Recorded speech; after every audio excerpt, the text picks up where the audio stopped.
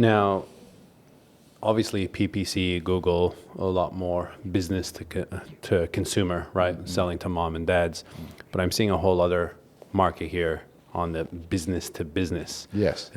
Can you tell me a little bit more about that and strategies moving forward? Is that a sector that you're trying to get into?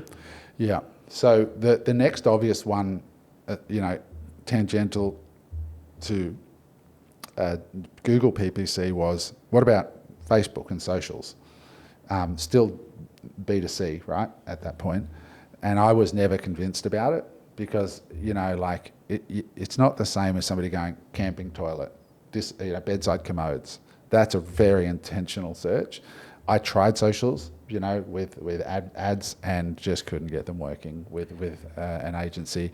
Maybe it needs more time. Have you tried LinkedIn?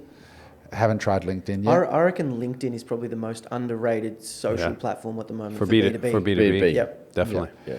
So we tried that on the B2C side because I know there's going to be people watching going, the product like that, it's so demonstrative, like HiSmile. Like they crush it on socials. But HiSmile has a product which is a teeth whitening product. It's highly demonstrative where you see the purple go on and then the teeth get white and everybody has teeth and everybody can afford $20 for some toothpaste.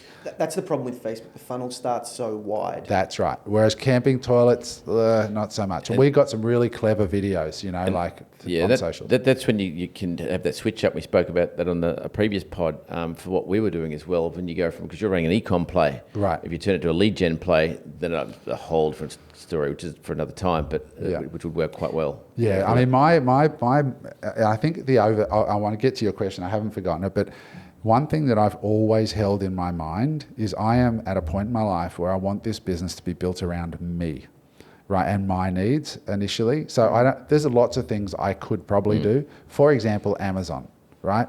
I just don't want to deal with Amazon. After the years I've had with Amazon, I just don't want to deal with Amazon. Yeah. I don't ever want to be suspended and by a bot. And then I've got $50,000 worth of toilets in their Sydney warehouse and I can't even call them.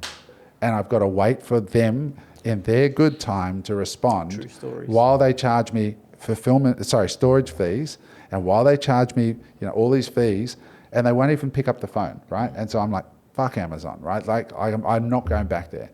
So there's things I could do. Like after doing the disability trade shows, I'm like, I'm not doing that again. Like where I stand there for 3 days on a weekend. I'm 50 and already wealthy. So I don't want to give up my weekends doing that anymore. I just don't. So there's things I could do. So my whole mindset has always been, this needs to be a part-time business. So that's why I started with it in a shipping container. So all the inventory was in a shipping container opposite Harbour Town. And my wife and I, when we got an order, we bought a little shipping dymo thing. We'd get the order, we'd print off a label, we'd run up to the shipping container, we'd stick it on the thing, and then we'd run it to the post office and drop it off because I didn't want to commit to a 3PL straight away. I wanted to make sure it was costing $350 a month for the storage container. But then, of course, we like to travel as well. So we're like, to our son Josh, can you look after the orders for like a few days? And we showed him how the printing thing worked, and he would go up and at the end of his day, he would go and grab them and drop them off. That's where we began. And then we went, the shipments are going to come from America now, and we've got to be there for the shipments. And I did that once, where the semi turns up and it's got a container load of toilets, and then you got to be there and you got to unload it with the, So then we went to a 3PL, but now it's all set up where there's a 3PL in Brisbane that handles all of our stuff, and there's only certain marketing activities I'll do that fit in with my lifestyle, which do not include standing in the Narang bar, talking to people who are going to say, well, that's a bit expensive. Like, I just don't want to do that. That's such an important why, to Eric's point as well. Like, I reckon if you have a love for travel, I have a love for travel.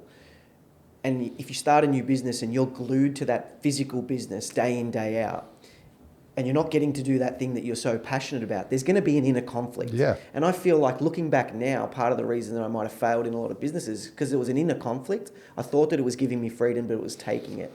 Then I start an Amazon business that I can work from anywhere in the world. And even when the shit sandwiches are coming, I'm like, no. We've got to make this work. And Dom's like, we've got to make this work because we want to keep traveling. So understanding yourself and your why and what motivates you is so important. So important. And we had retailers, and I went and spoke to retailers initially, and they're like, well, we want X amount and we want 60-day terms.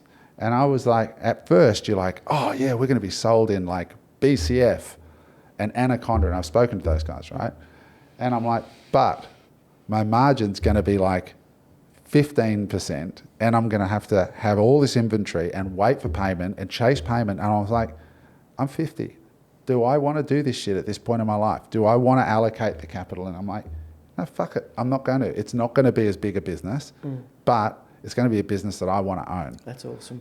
Hey there, I hope you enjoyed that episode of Unemployable.